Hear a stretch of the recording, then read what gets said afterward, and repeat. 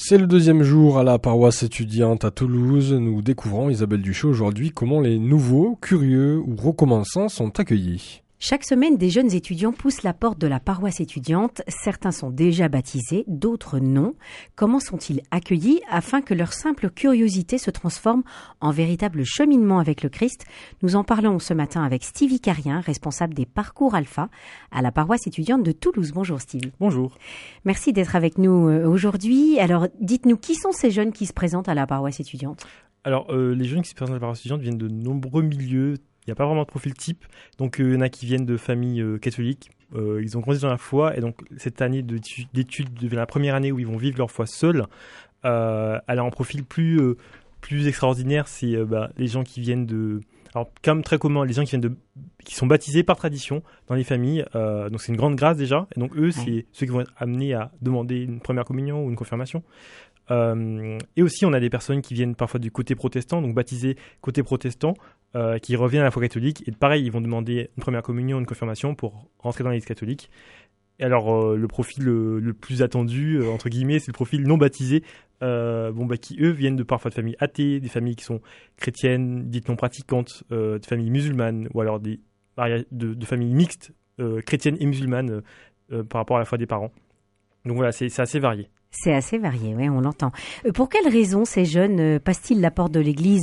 Alors, soit la Dorade, soit l'église du Sacré-Cœur ou Saint-Marc, puisque ce sont les trois pôles de la paroisse étudiante, dans lesquels sont célébrées ces messes des étudiants le dimanche soir.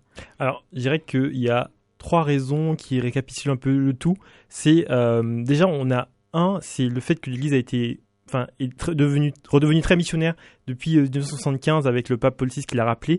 Et en fait, on récolte aujourd'hui les fruits de toutes ces œuvres missionnaires. On a le Congrès Mission, l'Annontio Mission, toutes ces œuvres missionnaires portent énormément de fruits et on les récolte aujourd'hui. Donc, tous ceux qui nous ont précédés nous aident à voir tous ces fruits aujourd'hui. Ensuite, juste le monde, en fait. Le monde est aujourd'hui assombri par de nombreuses choses. On voit dans l'actualité beaucoup de choses terribles qui poussent les gens, de violence, de guerre, etc. Et donc qui poussent le cœur des personnes à chercher un plus grand bien. Ils ont une soif de plus de sens, une soif d'espérance, parfois une soif de consolation. Certains ont des quêtes identitaires, d'autres ont soif de sacré, de transcendance, d'autres veulent de la vérité. Donc ils cherchent quelque chose de stable en fait, de solide. C'est ça, de solide, et c'est ce qu'ils vont trouver, c'est ce qu'ils cherchent en allant à l'église. Alors on dit souvent, ça c'est une phrase que l'abbé Antoine avait dit sur cette radio il y a 2 ans, qui m'a beaucoup marqué. C'est on ouvre les portes de l'église et ils rentrent par la fenêtre. Et en fait, c'est la dernière raison, c'est que en fait c'est Dieu qui les envoie tout simplement, parce que en fait c'est la puissance de Dieu qui agit et en fait dans ces moments, en fait. Toutes les personnes qui arrivent chez nous, c'est pas des personnes avec qui on a eu un contact, c'est pas des personnes qu'on a attrapées par de la mission d'évangélisation ou quoi, mais juste des personnes qui, dans des moments difficiles, parfois, ont eu besoin de Dieu. Et parce qu'une personne leur a dit une fois, oui, tu peux prier un tel. Après une rupture, j'ai l'exemple d'un très bon copain pour qui ça s'est passé comme ça. Avant sa rupture, sa copine lui avait dit, voilà, tu peux dire à Jésus, quand ça va pas. Et il a fait cette expérience et il a reçu l'amour de Dieu dans une prière qui était exaucée de manière intense, et c'est ça qui l'a amené après à aller trouver un prêtre dans la ville où il était, c'était à Auch, et puis maintenant il est à Toulouse et il a énormément grandi. Je prends cet exemple parce que c'est un très bon ami, mais en fait on a énormément des exemples des personnes qui arrivent par la chorale, par une messe, c'est très très très varié. Oui, et ils s'informent, j'imagine aussi via les réseaux sociaux. Ils poussent pas forcément pour la première fois la porte d'une église. Quel est leur premier contact dans ce cas? Alors c'est vrai que les réseaux sociaux ont un grand impact. C'est quelque chose qui marche énormément. Moi-même, le Seigneur passe aussi par ces petites choses. Parfois, c'est de l'évangélisation directe sur les réseaux sociaux. Parfois, c'est juste indirect. Je prends l'exemple de McFly et Carlito qui ont fait une vidéo sur visiter les sœurs en Île-de-France. Moi, j'ai vu cette vidéo et c'est en voyant... ils n'ont pas pour but d'être missionnaires quand ils font cette vidéo. Ils veulent juste montrer YouTube aux sœurs. Ouais. Et les sœurs, elles qui sont missionnaires dans leur manière d'être, m'ont attiré. Je pense qu'on a dû attirer d'autres étudiants d'autres personnes à aller dans cette abbaye et en fait faire une retraite et en fait découvrir Dieu à travers dans un monastère, par les religieuses. Et bon, ça, c'est mon expérience personnelle, mais Je pense qu'il y a une petite accroche qui vient parfois à l'invitation d'un ami, personne qui va faire une recherche parce qu'il est en détresse spirituelle, il va chercher sur Internet. Et puis après, là, il va commencer à voir où est-ce qu'il peut trouver une réponse, soit dans sa foi, dans sa famille, dans la Bible parfois. Il y en a qui sont frappés. J'ai une amie qui était frappée par une citation sur Pinterest. Elle était sur Pinterest et elle avait une citation biblique qui l'a frappée et qui l'a consolée. En plein cœur. En plein cœur, exactement. Et enfin voilà, c'est très varié. Et ça les amène finalement à pourquoi pas pousser une porte d'une église ou en parler avec un ami qui est chrétien qui lui va les emmener près d'un prêtre ou alors à la messe. Et en fait voilà, je pense que voilà, tout converge vers le centre. Le centre de la vie chrétienne, notre source et notre sommet qui est la liturgie et la messe, quoi. Mais justement, comment ils sont accueillis? Parce que voilà, vous en voyez un qui arrive parce qu'il est tombé sur un verset de la Bible, ou bien il a eu connaissance de la paroisse étudiante via les réseaux sociaux, ou bien une amie lui a dit tiens, tu devrais prier. Comment vous les accueillez, ces personnes? Alors, l'accueil pour nous c'est un élément très important. Donc premièrement, on les accueille comme ils sont, là où ils en sont. Sans jugement, sans chercher à faire en sorte qu'ils se comportent dès le début comme des catholiques ou je ne sais quoi.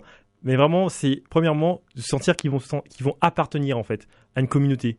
Peut-être une communauté dont ils sont totalement éloignés par leur foi déjà, leur croyance et éloignés par leur vie, leur manière d'être. Ouais. Mais ce n'est pas une condition pour rentrer dans cette communauté.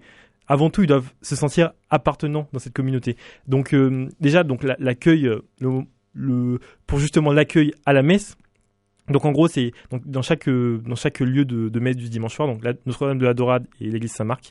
Donc c'est les frateux d'accueil qui ont. Alors les frateux, il faut peut-être préciser. Ah pardon. Donc c'est les étudiants qui dédient une année de leur vie à la paroisse étudiante. Donc ils sont à la fois étudiants, mais aussi ils donnent du temps au service de la paroisse étudiante. Donc sur différentes missions. Et donc on les appelle les frateux parce qu'ils sont dans des frates. Et donc ceux qui s'occupent de l'accueil forment des équipes d'étudiants qui sont déjà dans la paroisse et qui vont se mettre au service aussi et pour faire l'accueil avant la messe et aussi après la messe. Donc ils se mettent à la porte de l'église. C'est ça. Donc en fait, ils ont dès 18h15, la messe à 19h, dès 18h15, on ouvre les portes. On va mettre un petit comptoir à l'entrée de l'église pour que les gens savent que ils peuvent aller à un petit endroit où il y a un accueil, il y a des personnes qui attendent, qui sont disponibles pour répondre à leurs questions. Et puis l'accueil, c'est simple, ça passe par un bonjour, un sourire, un prénom échangé. Le carnet de chant de messe et parfois si on a un peu de temps une discussion pour apprendre un peu plus à se connaître et ça jusqu'à l'heure de la messe et parfois aussi pendant le début de la messe pour ceux qui arrivent à ce moment-là et donc aussi il y a quelque chose qui est très très beau qu'on a intégré dans la paroisse à Saint-Marc notamment. Enfin moi quand j'étais frateux à Saint-Marc à l'époque, on l'a intégré, c'était en 2025, là, 2024-2025. C'est le mot d'accueil avant la messe. Donc en fait, un mot d'accueil pour simplement le dire en fait à tout le monde. Soyez les bienvenus. Cette phrase qui me vient d'une des frateuses de mon époque qui disait toujours, elle faisait le mot de fin, elle faisait les annonces, elle disait toujours vous êtes ici comme chez vous. C'est très beau en fait, c'est juste te dire bienvenue. Ça paraît rien. Ça paraît rien, mais en fait vous êtes ici, c'est comme chez vous quoi. Et surtout le lieu de Saint-Marc qui est, on a un sous-sol où il y a, enfin un sous-sol, on a des salles du bas où il y a énormément de salles pour les étudiants, des salles de travail, de coworking, des salles pour jouer, pour manger, enfin bref. Donc en fait vraiment c'est leur faire comprendre qu'ils sont chez eux, en fait. C'est leur maison. C'est ça, c'est leur maison, la maison de Dieu, l'église, le peuple de Dieu. Donc voilà, donc rassurer les nouveaux aussi sur comment suivre la messe, juste faites comme les autres. Enfin, on essaie d'être Et vous mettez simple. À côté d'eux dans ces cas-là ou si on peut les identifier avant, on peut se mettre à côté d'eux. Pour suivre avec eux. Après, sinon, ils peuvent suivre la foule immense qui suit et aussi dire l'utilité du carnet parce que dans le carnet de chant, il y a à la fin un guide pour suivre la messe. Donc ça aussi c'est très utile de leur dire, de leur rappeler à telle page si vous avez du mal, vous faites suivre ça. Et donc voilà, donc c'est quelque chose qu'on essaie de mettre en place et qui sans cesse se met en place, se renouvelle. Et aussi le repas après la messe, c'est le moment, je pense, où on arrive à aller plus en profondeur, apprendre à connaître les étudiants, rentrer un peu plus dans leur vie. Donc ce repas après la messe qui est là tous les dimanches à Saint-Marc et qui se fait un peu moins souvent à la Dorade parce que c'est énorme, il y a beaucoup d'étudiants, c'est plus compliqué à organiser, mais ça se fait parfois de temps en temps à Saint-Pierre, à l'église Saint-Pierre des Chartreux. D'accord, à Saint-Pierre des Chartreux. Alors, tous n'ont pas forcément une demande de baptême, vous avez dit que certains étaient déjà baptisés. Il y a des curieux qui viennent voir et puis qui ont besoin de temps pour cheminer. Comment vous les suivez, ces gens-là, avant qu'il y ait vraiment cette demande précise ? Donc déjà, je pense que le premier suivi il doit être vraiment personnel, de 1 à 1, et ceux qui sont les plus à même de faire ce suivi, en fait, c'est les étudiants en fait qui sont dans la paroisse, déjà les frateux qui ont un peu cette responsabilité parce qu'ils créent des équipes, qui vont s'occuper de l'accueil, et même tous les autres frateux en fait, tous les autres frateux et toutes leurs équipes en fait ont ce service de prendre soin des personnes qui arrivent. Et en fait, chacun en fait a cet engagement où en fait je vais prendre soin de l'autre, et là réellement. Comme Jésus l'a dit, c'est l'amour que vous aurez les uns pour les autres quand on connaîtra que vous êtes mes disciples. Et là, vraiment, c'est cet amour qui se manifeste, enfin, les frateux envers leurs équipes, les équipes envers tous les autres paroissiens, et même juste tous les paroissiens, en fait, que chacun puisse sentir qu'il a sa place et son rôle à jouer dans l'accueil de tout le monde. Et suivre, entre guillemets, c'est vraiment apprendre à le connaître, enfin, entrer dans sa vie, devenir un ami, exactement. C'est vraiment ça. Et donc ça, c'est le premier suivi, je pense, qui est le plus général. Après, pour ceux notamment qui vont demander un sacrement, là on va pouvoir les suivre davantage parce que ils vont s'inscrire déjà, ils vont déjà venir vers nous demander, on va les faire s'inscrire sur le site internet de la paroisse pour la demande du sacrement. Et puis là, donc là, le responsable catéchuménat et toute son équipe qui vont s'assurer que il soit bien redirigé vers les bonnes, Oui, qu'il ne reste pas seul surtout. Exactement. Donc là, il y a tout un processus. Donc d'abord, ils vont passer par un parcours alpha. On en parlera tout à l'heure. Il y a aussi des petits groupes qui vont se former. Donc là, c'est des petits groupes où il y a un leader de petits groupes qui a ce rôle de rassembler ces personnes. Ils sont 7 à 8 personnes et en fait, il va prendre soin en fait lui de tout le petit groupe, mais aussi individuellement, chacun, il va apprendre à les connaître et essayer d'aller un peu plus en profondeur. Comme Jésus on a choisi 12 pour fonder l'église, là ça commence aussi comme ça sur ces petits groupes. Et après, aussi dans le suivi aussi sur le catéchisme, et là ils vont suivre des grandes conférences qui ont lieu au moins une fois par mois, et là en ce moment il y en a pendant le carême, il y en a 3 ou 4, je crois, des grandes conférences. Donc voilà, c'est le lieu vraiment précis du catéchisme. Et là, ils sont attendus pour grandir, pas que les catéchumènes, mais tous les paroissiens en fait, même ceux qui ont été baptisés, confirmés. Ils sont tous invités à venir se nourrir en fait de l'enseignement de l'Église qui va être donné pendant ces conférences. Alors vous Stevie Carrien, vous êtes responsable du parcours Alpha. Il est proposé donc dans chacun des clochers de la paroisse étudiante. Donc on l'a dit, le Sacré-Cœur, Notre-Dame de la Dorade et Saint-Marc. À quel objectif ou quels objectifs ce parcours Alpha répond-il ? Alors l'objectif du parcours Alpha, il est simple, c'est de partager l'amour de Dieu par l'amitié. En une phrase, c'est très simple. Et en fait, c'est vraiment très beau. Parce que le but de toutes ces... En gros, c'est pendant 9 séances, chaque soir, une fois par semaine, ils vont se retrouver autour d'un dîner. Donc, dîner qui commence à 20h jusqu'à 22h. Et pendant ce dîner, il y a 2 temps très simples, 3 temps, disons. Donc, le temps du repas, à proprement parler, où là, les discussions vont être assez libres. Donc, à chaque table, il y a 2 animateurs de table qui ont ce rôle d'accueillir, de prendre soin... et puis de faire les autres un peu parler. Donc ils vont s'intéresser aux vies des personnes qui leur sont confiées, que le Seigneur leur a envoyées. Et donc là, pendant le dîner, discussion libre où en fait on va chercher à apprendre devenir à se connaître amis, finalement. Apprendre à se connaître, et le but c'est vraiment de faire des amitiés.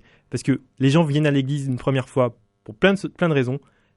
Ce qui font qu'ils restent, déjà, c'est Dieu, mais avant de rencontrer Dieu, il y a une chose qui va les faire revenir déjà à l'église, c'est l'amitié, quoi. Et même le choix du clocher où on va à la messe, je sais que après la messe, je avec mes amis, on pourra aller dîner, autant aller tous ensemble à la messe au même endroit, quoi, finalement. Donc voilà, c'est vraiment le but de ces tables, c'est de créer des amitiés, que ceux qui sont déjà dans la foi ou ceux qui y arrivent puissent en fait rencontrer des chrétiens, apprendre à explorer la foi chrétienne ensemble. Et découvrir ensemble, et avec ces questions, avec tous les thèmes du parcours Alpha qui sont très profonds, qui permettent en fait de rentrer au plus profondément dans la foi. Vous pouvez donner quelques-uns de ces thèmes ? Tout à fait. Donc sur les 9 séances, il y a 9 thèmes. Donc c'est premièrement très général, quel est le sens de la vie. Ensuite, qui est Jésus ? Pourquoi est-il mort ? Ça c'est une question que même des baptisés confirmés ne peuvent pas forcément répondre. Pourquoi prier et comment ? Lire la Bible, pourquoi et comment ? Comment savoir si j'ai la foi. Il y a aussi un week-end alpha qui est dédié à l'Esprit Saint. Donc là, on va découvrir l'Esprit Saint, comment l'Esprit Saint agit. On va vivre la fraternité, vivre l'action de l'Esprit Saint en fait ensemble. Et après, il y a des thèmes un peu plus avancés. Comment résister au mal. Que penser de l'Église ? ou encore comment en parler aux autres de ma foi. Voilà. Donc ça, c'est les 9 thèmes qui se vivent dans les parcours alpha sur les 9 séances. C'est assez progressif, ça permet au fur et à mesure des séances que les personnes puissent oser parler, oser se livrer. Et poser des questions aussi, Poser des j'imagine. questions, c'est ça. En fait, c'est davantage... c'est le lieu où en fait, ils vont entendre l'évangile, poser leurs questions et aussi dire leur opinion en fait sur l'évangile, même si les personnes ne sont pas d'accord, parce que les personnes ne sont pas encore chrétiennes. Oui, mais en fait, ils osent. C'est ça, voilà. Ils osent Donc, dire qu'ils le sont pas but, c'est de forcément leur rendre un espace où ils sont sereins et ils se disent, je peux dire la vérité, je peux dire ce que je pense. Pas jugé. Je ne serai pas jugé. Et donc voilà, donc en gros, je reviens à la soirée alpha, elle se passe sur d'abord le repas, puis le topo, donc c'est une sur vidéo ces questions-là, c'est 9 questions. qui présente la question du jour pendant une vingtaine de minutes, et après cette vidéo, c'est le dessert, et là on va commencer à discuter sur ce sujet, essayer d'entrer en profondeur sur ça. Et donc le rôle des animateurs, c'est justement de pousser les autres à répondre aux questions en fait, à discuter, eux ils vont être davantage dans l'écoute et les autres vont être amenés à dire en fait ce qu'ils pensent sur ce qu'ils ont vu. Qu'est-ce qui se passe à l'issue du parcours alpha ? Alors à l'issue du parcours alpha, donc le but c'est de les envoyer dans des petits groupes justement. Alors donc ça c'est la méthode qu'on utilise dans la paroisse étudiante, mais le parcours alpha, ils savent très bien que il faut quelque chose après oui, parce un que alpha. Vous l'avez dit, ça dure 9 semaines, c'est plus ça. Le week-end. Exactement. Donc voilà. Donc nous on propose donc d'intégrer un petit groupe pour que les personnes puissent continuer à faire ce cheminement. Dans ces petits groupes, ils peuvent vivre des études bibliques, ils peuvent vivre un peu de formation, ils peuvent vivre aussi un peu du service, apprendre à servir les autres. Je sais pas, en allant faire une maraude ou quelque chose de ce type. Et alors en fait on propose aussi aux personnes aussi de s'engager en fait à Alpha. Est-ce que vous voulez cette fois-ci, maintenant que vous avez reçu, est-ce que vous voulez partager ça et rejoindre l'équipe pour soit rejoindre l'équipe dans l'accueil au parcours Alpha, l'équipe cuisine, l'équipe logistique, ou alors devenir toi aussi animateur de table, revenir à une table où là tu vas lancer les discussions et tu vas essayer du coup d'être davantage dans l'écoute, parce que dans le premier parcours alpha on t'aurait invité à beaucoup échanger, raconter, parler, et là tu vas prendre une place où tu vas t'intéresser aux autres et les faire parler et les faire échanger pour qu'ils puissent grandir. C'est une sacrée marque de confiance quand même, d'être rapidement envoyé finalement à l'issue d'un parcours alpha pour servir justement dans ces parcours alpha. Alors il y en a qui ont un rythme, chacun son rythme bien sûr, mais je pense que le truc le plus classique c'est déjà de rejoindre soit les équipes cuisine, logistique, accueil, ou un petit groupe, un service et certains qui sont très avancés sont déjà prêts à aller continuer à l'animation de table, quoi. Merci beaucoup, Stevie Carrien. Je rappelle que vous êtes le responsable des parcours alpha à la paroisse étudiante de Toulouse. Vous nous avez vraiment expliqué comment tous ces jeunes sont accueillis dans cette paroisse étudiante et comment ils sont accompagnés jusqu'à la demande ou pas d'un baptême et comment ils vivent finalement une expérience de communauté fraternelle et où ils tissent des amitiés. Je vous remercie beaucoup et je vous souhaite un bon Triduum Pascal puis une belle fête pascale. Merci beaucoup à vous aussi, Isabelle. Merci.